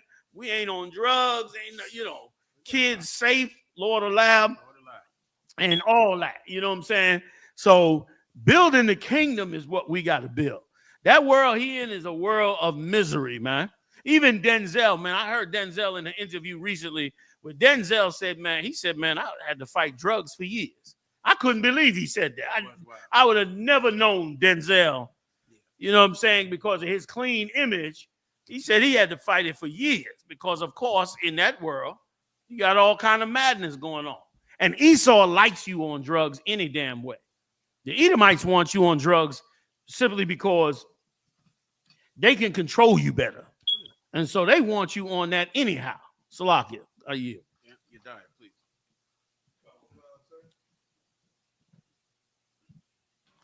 Khan Makan, if I may, sir, to add to this story, they also went on the podcast with DDG. DDG is a rapper that's going to a custody battle with the sister Haley Bailey. Right. And some information came out about her that she was, keeping their son away from him. And also, the text messages came out that she was threatening physical harm to herself because of everything that happened with her and the brother. I don't know much about them two, but I heard that they got physical and then broke apart. Which show you that, you know what I'm saying, these are sick people. Because you got a nice looking brother, a nice looking sister, both of them wealthy. Isn't she the one that played the mermaid? Sir. Brother, Disney lets you play the mermaid. You set for life. The mermaid, come on. That's a white role. Like you don't get the mermaid. You know what I'm saying? You go into some white executive's office and tell him, can I play the mermaid? He's looking at you like, what are you talking about? The mermaid is Lily Willie White. That's like trying to play Shirley Temple in Annie. That's like that. You come in there and talk about you black, you won't play Annie. They looking at you like, what are you talking about?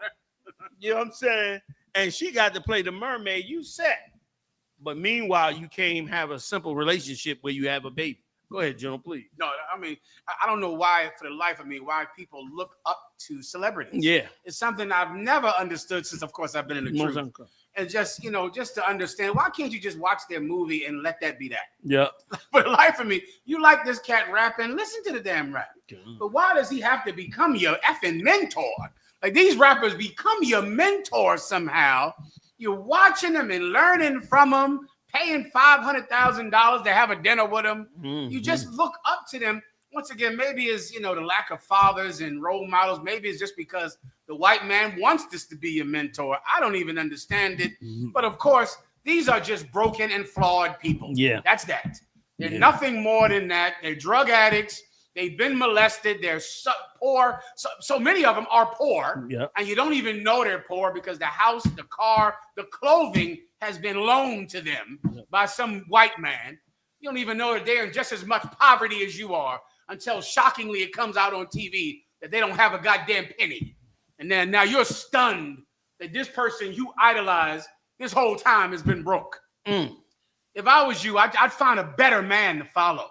I find better people to look up to. We provide that for you here in the Israelite School of UPK. Salaki, sir. And if I could add, damn right, if I could add, Yahushua, I don't know a better role model than Yahushua. Like the problem is that this world has taught you that Yahushua was some little sissy cat with long hair talking about, come follow me, in these little faggot movies that Esau makes. You better learn about the real Christ. And Christ was a man of all men. A cat faithful to the end, from a young man faithful, strong like I can't even explain, to do what he did, and most merciful to go up on that cross, brother. Imagine you being dragged up on a cross in your underwear, and your mama is on the ground like black mamas do, wailing, with two sisters on her side holding her, wailing over you. You understand? The most low lives of your people is standing down there waiting to sell your clothes because everybody's starving because the Romans done starved them to death. You understand? And the evil people, your Sadducees and Pharisees, who's supposed to be your leaders, are out there saying to crucify you, brother. And for you to stand up there right before you give up the ghost to say to the Father, man, forgive them because they don't know what they doing. Like you in tune with the Father on another level. You in tune with the fourth dimension on another level. And that's the level, man. That's the level to be on. Like that, you want some real leadership? That's some real leadership. You want to know who makes men? Like who makes a man want to be a man and teach other men to be a man? Christ. If you could wash the brainwashing of Christianity out of your mind, it's such a poison, it's such a lie, it's such a devious religion, that if you could push it out of your mind and say, I'm going to learn the truth about Christ all over again, and come right back to class and learn from the beginning the real truth about Christ, brother, you're going to learn something. If you could, Yediah, give me the scripture where it said he had a vesture dipped in blood. You understand? And then give me the one where he said that the blood was up to the horse, the bridle of the horse. Give me all that real quick. I'm gonna show you a real nigga, man. I'm gonna show you a man, brother, that was strong like a mother, that was bad to the end, that was so frightening. He was so frightening that the whole entire leadership of blacks, Latinos, and Native Indians was desperate to get rid of him. That's how bad he was. And in fact, go ahead, Maya, please. If I may, historians wrote about him and said he was a dangerous and radical and dangerous and fanatical revolutionist. There you go. Woo. A dangerous and fanatical revolutionary. That was a bad dude. That was a cat. He's worthy to be famous. He's worthy to be on the big screen. He's worthy to be looked at as somebody great. These other cats and Esau is so good at pretending. Like he'll make somebody look like a star to you, and then you'll find out 20 years later this is a demented drug addict. But the whole time they was your entertainer, they made him out to be so bad. You know what I mean? And the same with sports figures. They make sports figures bigger than life until the guy beats his woman up in the elevator and it gets caught on camera. You understand? But here's a cat that was bigger than life, that really was bigger than life, that they couldn't get him on. You got it? Khan, Please sir. read that. Let me show you a badass dude, man. Khan, sir. I have both scriptures, sir. Please. Anyone. Khan. Revelations 14 and verse 20. Check this out. And the winepress was trodden without the city, and blood came out of the winepress, even unto the horse bridles. That's how he gonna get down now. He gonna crush this place, like even up to the horse's bridle. meaning he gonna spill blood. This is a real warrior. He gonna spill blood, and get that out your mind. The men of God are warriors. Ain't no sissies among the men of God. Like every last prophet, every last man of God had to go through extreme hardships to do for people what they couldn't do for themselves and what they hated their leaders for. Another thing, understand this: if you're gonna be a prophet of God, God's people are gonna hate you. Like, you better go into being a prophet of the Lord knowing I'm getting ready to go join the Lord, and all these people out here are going to hate you, even though you're going to be part of delivering their soul. Like, they hated Christ's guts, and he went and forgave them up on that cross. And now they all up in these churches begging him to be down with him. And what's worse is they're going to really beg to be with him as hell starts to really open up. Like, brother, that's a man worthy to stand with. Give me the other one, you die. Start at the beginning of it, if you could, real quick, and I'm gonna pass. I'm gonna jump up off of it. All right. Connor McCon, sir. Connor McCon, the book of Revelation. Black Authentic Truth said it all ends the same way, the same with sports figures. You're right. It always ends the same with them. Go ahead. Connor McCon, the book of Revelations, chapter 19. I'm gonna start at verse 12. His eyes were as a flame of fire, and on his head were many crowns. Right. His eyes was as he was focused out. He had that bloodshed, that blood wine look when he came up, brother. Red with wine. And what after he said about the wine in his eyes? Connor McCon, sir. And his eyes was as a flame of fire. Like a flame of fire, brother. He pierced you with them eyes. This was a hardcore brother, not no chump. Worthy to get worthy for you to take orders from, man. Through the men of God that he set up. You understand? Like, he was worthy of it. Go ahead. Connor McCon, sir. And on his head were many crowns. That's the beautiful part. On his head was many crowns. This is a conqueror. He gonna take down nations. You understand? He gonna turn the tide in your favor. And the Lord loves an underdog. Am I lying? The Lord loves an underdog. He loved when you backed up against the wall and you got no way out except if he deliver you. Like, I could see them angels laughing in heaven when they was in that wilderness and they was backed up to that sea, and them Egyptians was coming down ready to kill them, and them people was down there screaming and yelling. They wanted to kill Moses right at that river's edge. They was gonna kill him. They said, "You brought us out here to die. We gonna kill you." I know them angels was back there like, you see them niggas, man. They done flipped on them already. Look at them. And sure enough, he stuck that staff in that water, brother. Split that water by the power of the Most High and having faith in the Lord. And he done held on, brother, and walked that war. Like, you look at a sports figure like he's great because he went through all this training, and all that. He become a superstar. Now he throwing a football across the field. He's bad, you know. Look at him catch that home. You ain't seen nothing. You ain't seen no real sports figure. Check out the sports figure that can battle, that his sport is war. Let's see that guy. Wait till you see him in action.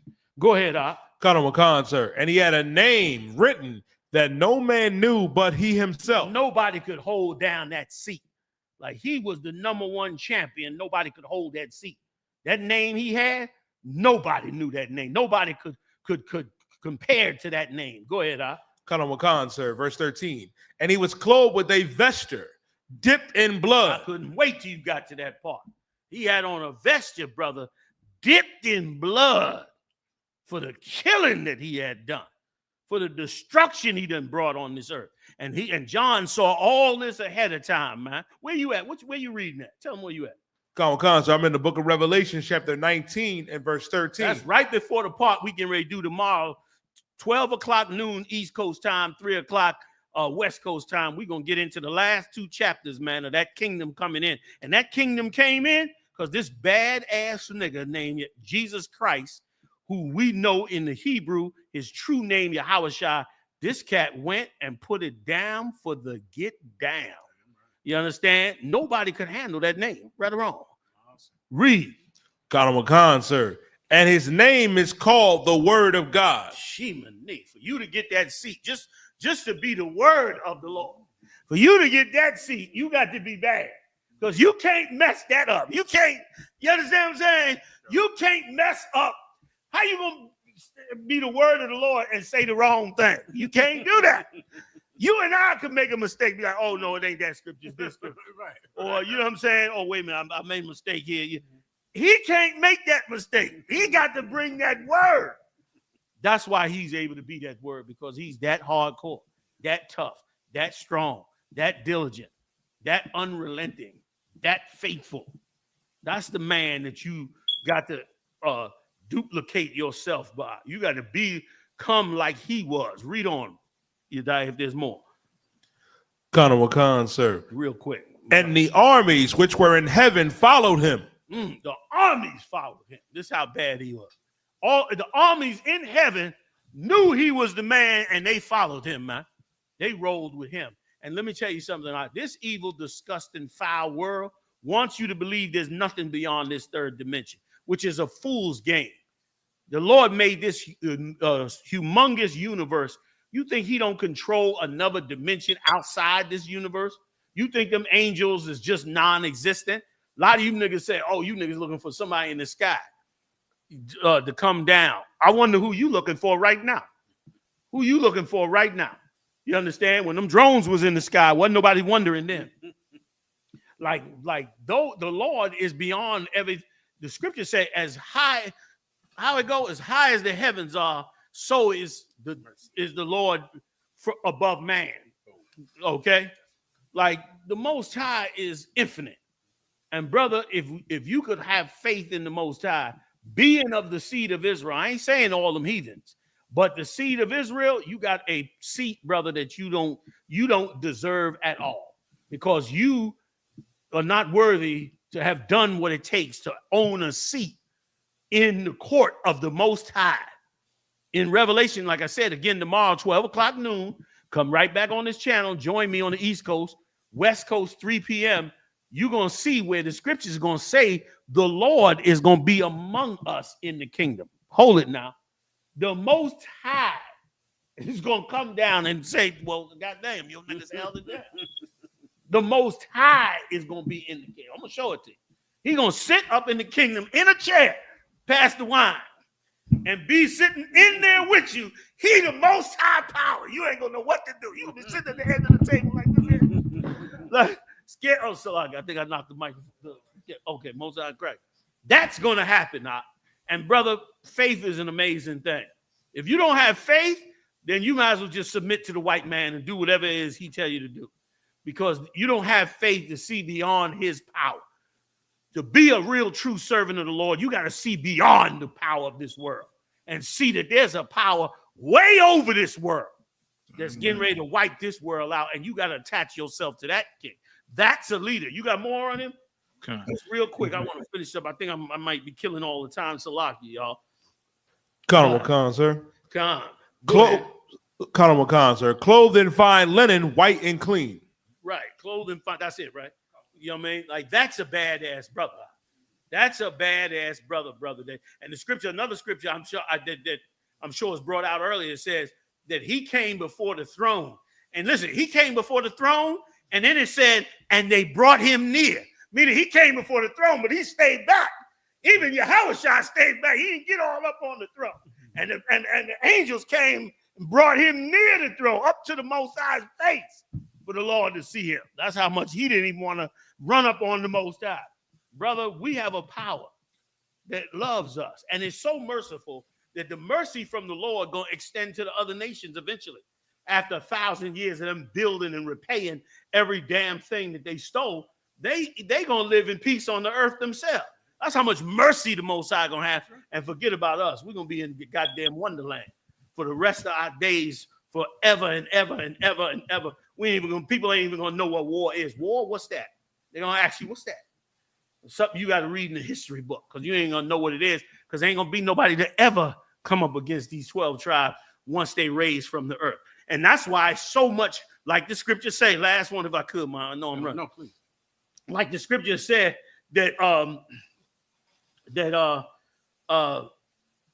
slipped me that fast, but it was on the wave of the fact that we are going through all this right now is the proof of what is to come in the future. One scripture that goes with that is the one where it says the kingdom of heaven is like if a man had to walk on the road with fire on one side, water on the other, where only one could pass at a time. That's what we walking on. But we get to that kingdom, oh man, that's gonna be it. That's everything. That's everything is us getting to that kingdom. And we got to hold on to it and build it, not hold on to it and sit in your house just hoping for it. That's a Christian way. Christians do that. Go in the house and put a cross on the mantle and pray to Jesus, the white Jesus at that, and then just hope that it just happens. No, it don't work like that. We go out and wake ourselves up, build, you understand, shape, you know what I mean, carry on, doing the will of the Most High. Blessed is he that is found doing. Am I lying on that? Awesome. Blessed is he that is found doing in the work of the Lord in that day. You want to be working in the Lord in that day. If you fumbled the ball or you left the truth for some reason or you got distracted, count it as Satan that beat you. Count it as just being beat by Satan. That's all. Satan got the best of you and he took you down for a minute. Many brothers have been taken down for a minute. Get back up. And get back in the body, get your faith up, be found working, not lying, not scheming, not working against the truth. Be found working in the work of the Most High. And there's a body to do that in, man. It's a beautiful, beautiful thing, man. Y'all want to say anything before I wrap it? Gentlemen, y'all? Just to piggyback everything you were saying and what you were saying earlier, the book of Revelation 19 say the Most High is omnipotent and he reigns. And the definition of omnipotent is having unlimited power. So, you know, I know America seems tough and Trump seems ruthless and what he's doing to our people seems like we can't really beat them. All their guns and military and they called in the goddamn what's them soldiers, the elites or the special forces, national guard, all that. The National Guard and all that, but then it called in the Marine. I think the Marines, I believe. Yeah. 200 of them. It seems like they all powerful, but like the Commander General said, that's how the Most High like it.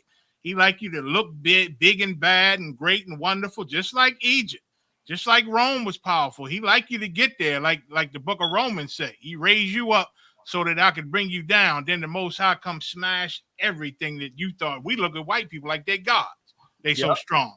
And when the Most High wiped them out, brother, because he can do it with his pinky, because he's omnipotent, you understand, the world going to know who the God of the blacks and Hispanics are. They're going to know the nigga God in that day and understand fully who they had in their midst and who they oppressed. I yield, sir. Damn right, Mike. I'll give it up. You saying it's heavy out. Like, and this got to be, everybody you got to pour this into Israel, man. You don't pour this into Israel, they're going to faint in that day. You know what I'm saying? They're going to faint, meaning they're going to give up on the Lord in that day. And look through the scriptures, cover to cover. When tragedy and hardship came, Israel always faints against the Most High. And who does it take for us to not? The prophets of God. That's why that's why our job, brother, listen. Our job is an amazing job. I want a crown when I get up there with Yahushua, or he take over while we still here. You understand? And the reason is because this job is the best thing on earth, to give the Lord prophets, to raise up prophets of the Lord. Remember, he said, the cat that give a prophet a drink of water in the name of the prophet shall receive a prophet's reward. Meaning, prophet come to you thirsty and you feed him a little bit of water. Metaphor also for giving a young man knowledge that'll make him a prophet. The Lord love it so much, he gonna give you what any prophet would deserve to get. He gonna give it to you. The prophets come when the people are gonna faint, and they about to faint. They got a little zeal in them in Los Angeles right now. But when this animal come out having, like the scriptures say, coming down on you because he had but a little time, you're going to see our people fail in many things, meaning they're going to be frightened into submission and into dying in this place. But having the faith of the Most High, and them brothers had it back then with the Romans. They shut down the Roman Empire, and it took 300 years, but Septimius Severus took over that empire. We ruled that Byzantine Empire, you know what I mean? Right on up to Constantine and all that. Right on up to the Protestants broke out and came in with their philosophies. We ruled that area because you cannot take away the Lord's inheritance, man. You cannot wipe out his inheritance. You go and try to wipe out his inheritance with all the power of your kingdom, and the Lord will respond to you. He punishes us in the hands of these heathens. But when he's done punishing us, listen, get out his way. Don't sit up there. Even the Moabites, right or wrong, Muhammad, the Moabites came back and was like telling Baal, I forget, Baal Balaam or whatever his name is, told him, curse the Israelites. He said, look, if they doing what the Lord said, ain't no curse against them. You might as well just leave them alone. If they doing wrong, different. But if they not, you better leave them alone. And brother, if we fix our nation like we've been ordered to do from the Lord, like been ordered to do from Yahushua, carry out his orders, fix the brothers and sisters, raise this nation up, do what he said. There ain't no curse that could come up against us. We going to the next level with this truth. You understand? But you brothers and sisters out there that's just hearing about this stuff and learning about this, you're gonna have to make a hard decisions and make serious changes from all the years of brainwashing and church music and BS and them sodomites up in there and all that poison they've been feeding you. You understand? You're gonna have to break from that, come into the truth, get strong, learn this thing, and guess what? All of us gonna get a reward in this kingdom of heaven. And it's gonna happen, brother, like the scripture say, in this time and in the world to come. We're gonna get it on both sides. So don't think you got to die to get it. That's Christianity's bullshit. Excuse my friend. But you're going to wake up to this, man, and get where you need to get. So join us tomorrow, man, 12 noon. I'm going to be in there with Officer 5000 Thabawan from the California camp under the mighty, mighty Gadal Ha, holding it down, man, on the whole West Coast, doing up Hollywood, man. It's going to be a Hollywood, Philly connection, and anybody else that wants to join in. We're going to do Revelations 20, 20 and 21?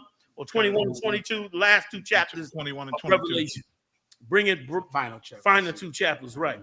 Final chapters for now, Muhammad, until we get in the kingdom. We probably gonna have to write a few more of them. And beyond that happiness, you know what I'm saying, my and go on from there, man. It's a beautiful thing. Listen, first of all, if I could, last point, Muhammad. First of all, you're supposed to be thankful that you just woke up to the truth. You understand? Your next door neighbor is on drugs and don't know who the hell he is or what the future holds. You understand? Right next door to you. The guy sitting on the train with you tomorrow morning or the sister sitting on the train with you tomorrow morning is going to be lost in the sauce in whatever nonsense that this world is using to take her whole soul. You should thank the Most High for the fact that you just been given enough pause to wake up to this knowledge, to put this knowledge inside you. That in itself is a blessing. I'm still amazed that the Lord chose me to put me in here and to wake up this and to have this truth. Just having it, let alone using this penny, let alone multiplying this penny. It's a great honor, man. And them prophets knew it too. Them out like Stephen knew that. Paul knew that. Peter knew it. You understand? Against all those forces that came against them, man. Hey, we the Israelite School of Universal Practical Knowledge. We do it up every Monday night, man. Bringing in the heavy-hitting generals all up in the house with us and the officers. I cut my little thing short. We'll see y'all next time live on the UPK, fam. Y'all take care until then. Shalom.